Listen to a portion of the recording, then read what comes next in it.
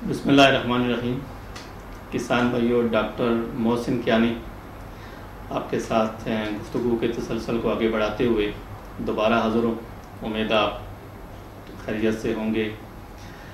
ہم گفتگو کر رہے تھے پچھلے ایپیسوڈ میں کہ گوشت کی جو اس وقت بین الاقوامی مارکیٹ ہے اور لوکل مارکیٹ ہے، اس میں کیا کاروبار کے مواقع موجود ہیں اور ہمارے کسان بھائی کس طرح سے ان مواقع سے فائدہ اٹھا سکتے ہیں. تو میں نے پچھلے ایپیسوڈ میں آپ کو بین الاقوامی مارکیٹس کا جو ایکسپورٹ مارکیٹ ہے اس کا ایک آپ کو تجزیہ دیا تھا.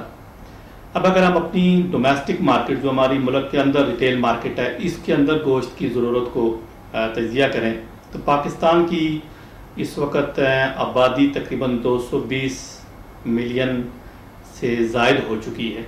یہ ایک بہت بڑی مارکیٹ ہے اور ہمارے ملک کے اندر گوشت کی کنزپشن بھی بہت زیادہ ہے. اس کے کھانے کا رجحان بھی بہت اچھا ہے.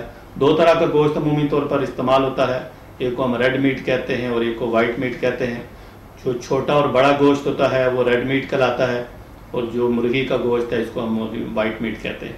تو ہماری گفتگو تھوڑا سی ریڈ میٹ کے اوپر ہوگی کہ جو بیف اور مٹن ہے، یعنی چھوٹا اور بڑا گوشت ہے، اس کی اس وقت ہماری ریٹیل مارکیٹ کے اندر کتنی کنزپشن اور کتنی ضرورت.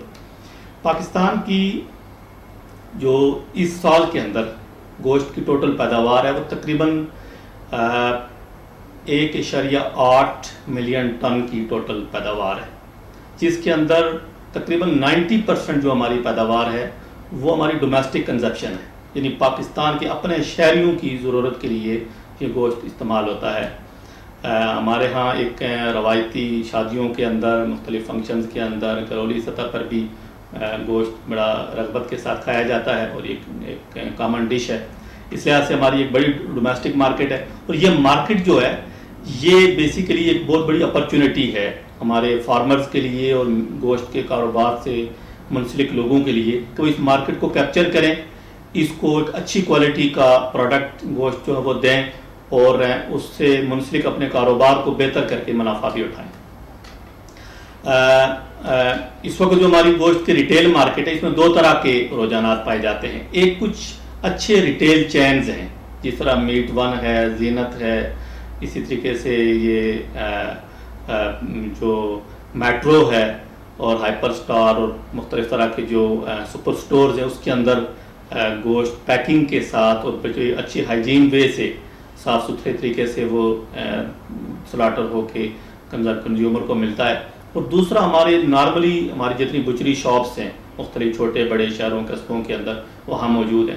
کچھ عرصہ پہلے ان چھوٹی جو ہماری روایتی بچری شاپس ہیں ان کے اندر کوئی اتنا اچھا صفائی کا اور بہتر کوالٹی کا گوشت دینے کا ٹرینڈ نہیں تھا.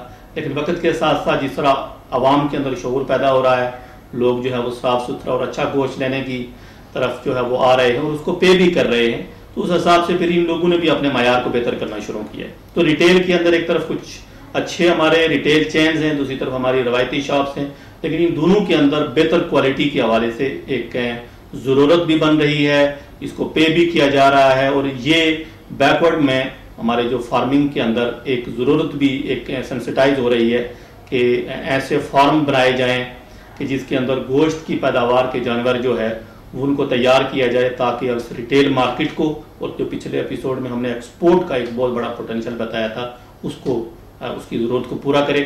تو یہ جو ہماری ایکسپورٹ اور ریٹیل کی ٹوٹل مارکیٹ ہے، اس مارکیٹ کا جو ہم نے اس 2 ایپیسوڈ میں تجزیہ کیا ہے، انشاءاللہ اگلے ایپیسوڈ کے اندر ہم آئیں گے کہ جو میٹ کی پروڈکشن کے لیے جو فارم ہے وہ کیسے اسٹیبلش کیے جاتے ہیں اور ان کا پراپر پروٹوکول کیا ہوتا ہے اور کس طرح کے جانور جو ہے وہ مارکیٹ کے لیے چاہیے ہوتے ہیں تاکہ وہ ہماری جو اس بڑھتا ہوا رجحان ہے ریٹیل اور ایکسپورٹ میں اس کو پورا کر سکیں. تو انشاءاللہ آپ کے ساتھ ہم مستقل آئندہ بھی مختلف ایپیسوڈ میں چلتے رہیں گے. آپ اپنا خیال رکھیں. انشاءاللہ اگلے ایپیسوڈ میں ہم ایک دوسرے ٹاپک کے ساتھ آپ سے ڈیٹیل سے ڈسکس کریں گے. کسان زندہ باد، پاکستان پائندہ باد.